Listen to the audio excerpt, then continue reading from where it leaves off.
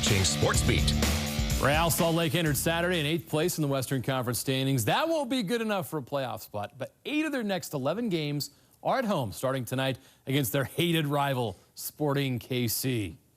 This was all RSL from the start. 15th minute, RSL corner kick. The ball's going to ping around for a little while, and finally it finds Sam Johnson's foot. He puts it away, and RSL has a 1-0 lead. Sam Johnson's 6th goal of the season.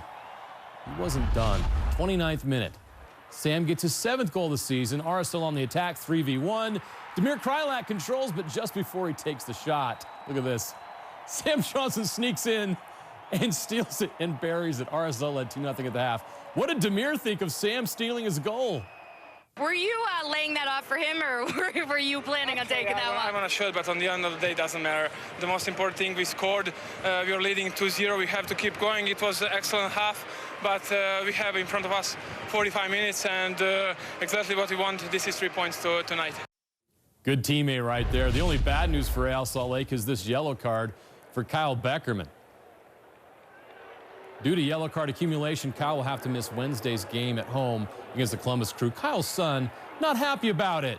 Hopefully they'll let him watch the fireworks after the game Wednesday. RSL gets 3 points at home, back in 7th place in the West.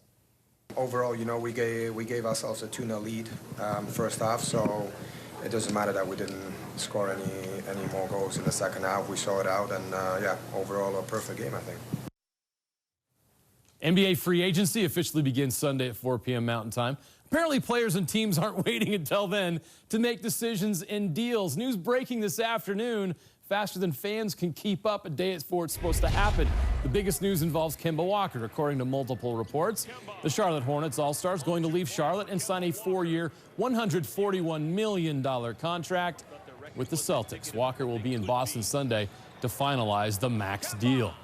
This comes as no surprise, but according to multiple reports, KYRIE Irving has set a meeting Sunday with the Brooklyn Nets, where he's been rumored to go for a while. Irving will be offered the same max contract, 4 years, $141 million. Once the deal is done, the Nets will renounce their rights to All-Star guard D'Angelo Russell, making him an unrestricted free agent. And he could end up with the Los Angeles Lakers, the team that drafted him and traded him to the Nets. Go figure. Now to free agent news that impacts the Utah Jazz. Stretch 4, NIKOLA MIROTIC is leaving the NBA to return to the EuroLeague. A stunning move. He's agreed to a contract with Barcelona. According to Mark Stein of the New York Times, the Jazz had interest in MIROTIC and were poised to offer a 3-year, $45 million contract. He's taking much less to go back to Europe. Tony Jones reporting that the Jazz will meet with Washington Wizards restricted free agent Bobby Portis on Sunday in Los Angeles. Portis has interest from several teams. He averaged 14 points and 8 rebounds for the Wizards after being traded from the Bulls. He also shot 40% from 3 last season. Tony also reporting that the Jazz have interest in Indiana Pacers free agent BOJAN BOGDANOVICH. The 30-year-old forward averaged 18 points last year, shot 43% from 3 and 45% on corner threes. See a theme here? The Jazz are targeting shooters, just as they said they would in free agency. There was thought that if the Denver Nuggets cut Paul Millsap loose, the Jazz could look at bringing him back to Utah, but that won't happen now. The Nuggets have picked up the team option on Paul's contract. He's in the final season of a 3-year deal that will pay him $30 million next season. Well, another tough night for the Salt Lake Bees. Down just 3-2 in the 8th. The Bees give up 9 runs in the bottom of the 8th, including this, which turned out to be an inside-the-park grand slam home run by Shed Long. You don't see that very often. The Bees finding interesting ways to lose lately. They fall to Tacoma 12-3. Now to golf. Daniel Summerhays' only victory on the Corn Ferry Tour was 12 years ago.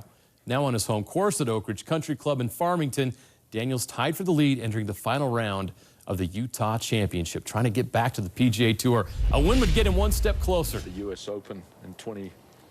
This for par on 8th makes it look easy. Helping with the healing and those putts will now to 12 we go. A birdie shot from the fringe. This is tough, but he drops it in the cup. Now let's go to 14, a par 3. This is his tee shot.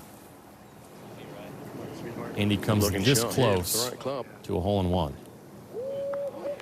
That's beautiful. He would birdie that hole. He almost found the cup on a bump and run on 15, set up a short birdie. Daniel with a 3 under 68. He's tied for the lead with Justin Lower at 11 under entering Sunday's final round. We'll be right back.